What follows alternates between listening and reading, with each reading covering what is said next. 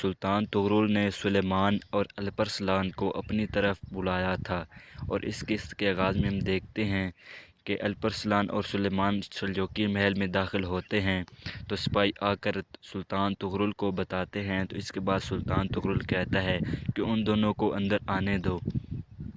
اس کے بعد سلطان طغرل کے پاس دو سلجوقیوں سپاہیوں کو لے آیا جاتا ہے، جس کے بعد سلطان طغرل ان دونوں کو نیچے بٹھا کر ان دونوں کا سر قلم کر دیتے ہیں، کیونکہ ان دو سلجوقی سپاہیوں نے سلیمان کی اطاعت کرنے سے انکار کیا تھا۔ اور ان دونوں کو مارنے کے بعد سلطان طغرل کہتا ہے کہ وہ لوگ جو ہمارے سربراہان کو پسند نہیں کرتے ان کے سر قلم کر دیے جائیں گے۔ تو سلطان طغرل کہتا ہے کہ وہ لوگ جو اطاعت نہیں کرتے ان کے سر اڑا دیے جاتے ہیں۔ تو یہ بات سن کر سلیمان بہت خوش ہوتا ہے۔ تو اس کے بعد سلطان طغرل کہتا ہے کہ وہ لوگ جو انہیں قائل نہیں کر سکتے ان کو اپنے بارے میں سوچنا چاہیے۔ تو جب سلطان طغرل یہ بات کرتے ہیں تو سلیمان یہ بات سن کر بہت پریشان ہو جاتا ہے۔ اس کے بعد تمام کو وہاں سے نکال دیا جاتا ہے۔ تو اس کے بعد انال بے سلیمان سے کہہ رہا تھا کہ وہ دو لوگ جن کو سر قلم کر دیے گئے ہیں وہ یہ نہیں چاہتے تھے کہ آپ اس کمان کی سردار کو سونپیں، اور وہ آپ کی کمان سے متفق نہیں تھے۔ اس کے بعد سلیمان کہتا ہے کہ یہ سپاہی میری اطاعت کرتے تھے، جب ہم مشقیں کر رہے ہوتے تھے تو یہ میرے حکم کی اطاعت کرتے تھے، لیکن اب یہ کیوں نہیں کرتے؟ لگتا ہے ان کے ذہنوں میں کسی نے کوئی بات ڈالی ہے، اور اچانک سے ان کی رائے کو کون بدل سکتا ہے؟ لگتا ہے کسی نے ان کی رائے کو متاثر کیا ہے۔ اس کے بعد انال بے سلیمان سے کہتا ہے کہ مجھے لگتا ہے جو آپ کی جگہ لینا چاہتا تھا، جو آپ کو سردار نہیں دیکھنا چاہتا اور آپ کے سپرد کمان کو نہیں دیکھنا چاہتا تھا، وہ اور کوئی نہیں بلکہ الپرسلان ہے۔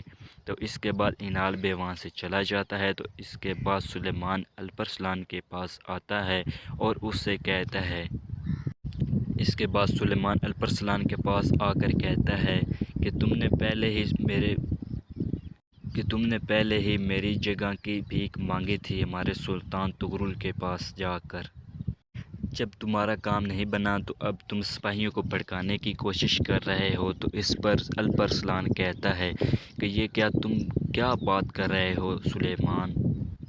الپرسلان سلیمان سے کہتا ہے کہ مجھے لگتا ہے کہ آپ کو کسی نے یہ بات کرنے پر اکسایا ہے۔ آپ کو یہ بات کس نے بتائی ہے؟ مجھے بتائیے۔ تو اس کے بعد سلیمان کہتا ہے کہ کسی کو مجھ سے کچھ کہنے کی ضرورت نہیں، مجھے معلوم ہے کہ آپ میری تخت لینا چاہتے ہیں، اس لیے آپ نے یہ سب کچھ کیا اور سپاہیوں کو میرے خلاف بھڑکانا شروع کیا۔ اس کے بعد سلیمان الپرسلان سے کہتا ہے کہ کیا تم نے مجھ سے میرا تخت چھیننے کی کوشش نہیں کی تھی؟ کیا میں نے اپنی ماں کو اس پرکان قلعے میں نہیں کھویا؟ تو اس کے بعد الپرسلان کہتا ہے کہ میں نے بھی اپنی ماں کو اس پرکان قلعے میں کھویا ہے۔ تو اس کے بعد سلیمان کو بہت غصہ آ جاتا ہے، جس کے بعد وہ الپرسلان پر حملہ کرنے کی کوشش کرتا ہے۔ تو اس کے بعد الپرسلان اس کا ہاتھ پکڑ لیتا ہے اور اس سے کہتا ہے کہ بھائی، آپ مجھ پر غصہ کرنے کے بجائے جا کر دشمنوں پر غصہ کیجیے۔ اس کے بعد سلیمان کہتا ہے تو پھر تم بھائی کی طرح کام کرو، دشمنوں کی طرح نہیں۔ تو یہ بات کرنے کے بعد سلیمان وہاں سے روانہ ہو جاتا ہے۔ اس کے چلے جانے کے بعد ہمیں اس پرکان قلعے کا منظر دکھایا جاتا ہے، جہاں پر رومن تیوجن گورنر کے پاس آتا ہے اور اس سے کہتا ہے کہ کیا آپ کو وہ خبر ملی جس کا ہمیں بے صبری سے انتظار تھا؟ اس کے بعد گورنر کا کمانوس کہتا ہے کہ ابھی تک نہیں، لیکن امید ہے کہ بہت جلد مل جائے گی۔ تو اس کے بعد رومن تیوجن کہتا ہے کہ میرے ذہن میں کچھ خیالات ہیں، کچھ خدشات ہیں۔ تو اس کے بعد گورنر کہتا ہے کہ بتاؤ تمہیں کون سی چیز پریشان کر رہی ہے؟ تو اس کے بعد رومن تیوجن کہتا ہے کہ جیسا کہ آپ جانتے ہیں کہ ہم نے الپرسلان کو پھنسانے کے لیے سونے والے صندوقوں کو خالی کر دیا تھا۔ تو اس کے بعد اس کے تعاقب میں چاوری صاحب آئے اور ان کو یہ راز پتہ چل گیا۔ تو مجھے ایسا لگتا ہے کہ یہ راز پتہ چلنے کی وجہ ہمارے درمیان کوئی جاسوس موجود ہے، اور جو بھی باتیں ہمارے درمیان ہوتی ہیں جا کر سلجوقیوں کو بتاتا ہے۔ تو اس کے بعد الپاگود ایک کمرے میں نماز پڑھ رہا ہوتا ہے، اور الپاگوت دعا مانگتے ہوئے کہتا ہے کہ میرے ہر ایک گزرے ہوئے لمحے کے لیے جو میں نے اس قلعے میں کافروں کے گھر میں گزارے، میں اس کے لیے معافی مانگتا ہوں اے خدا۔ اور وہ کہتا ہے کیونکہ میں نے اپنی ماں کو روتے ہوئے چھوڑ دیا ان سرزمینوں کے لیے اور میرے ملک کے وطن کے لیے جو تیرے بندے ہیں، اور اس سرزمین کو کافروں سے پاک کرنے کے لیے، اس مقصد کے لیے مجھے معاف فرما۔ اے خدا، میں معافی مانگتا ہوں کہ جب انہوں نے ایک لڑکی کو آ کر پال پوس کر بڑا کیا اور وہ مسلمانوں میں غدار پیدا کرنا چاہتے تھے، اے خدا مجھے معاف فرما کہ میں کچھ نہیں کر سکا اور ان کافروں کی خدمت کی۔ اے میرے اللہ، یہ ایک عظیم دن کے لیے تھا۔